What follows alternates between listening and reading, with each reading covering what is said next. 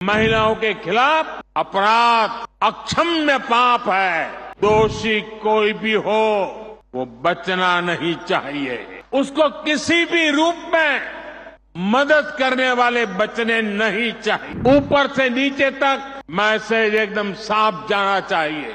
ये पाप अक्षम्य है।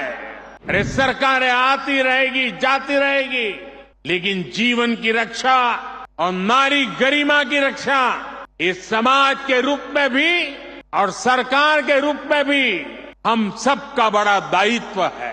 साथियों, माताओं, बहनों, बेटियों का सामर्थ्य बढ़ाने के साथ साथ उनकी सुरक्षा भी देश की प्राथमिकता है।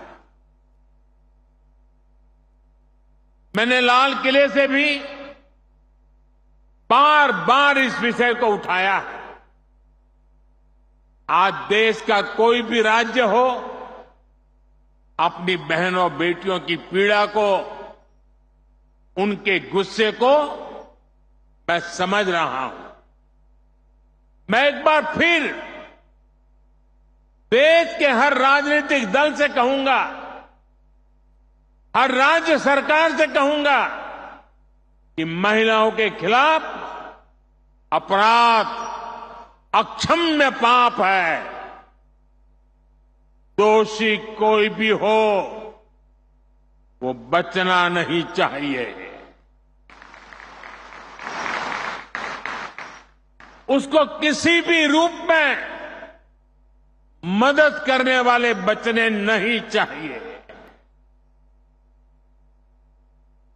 अस्पताल हो, स्कूल हो, दफ्तर हो या फिर पुलिस व्यवस्था, जिस भी स्तर पर लापरवाही होती है, सबका हिसाब होना चाहिए।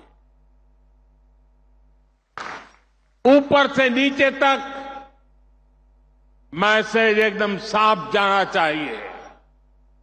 ये पाप अक्षम्य है। अरे सरकारें आती रहेगी जाती रहेगी, लेकिन जीवन की रक्षा और नारी गरिमा की रक्षा इस समाज के रूप में भी और सरकार के रूप में भी हम सबका बड़ा दायित्व है। साथियों, महिलाओं पर अत्याचार करने वालों को कड़ी से कड़ी सजा देने के लिए हमारी सरकार कानूनों को भी लगातार सख्त कर रही है।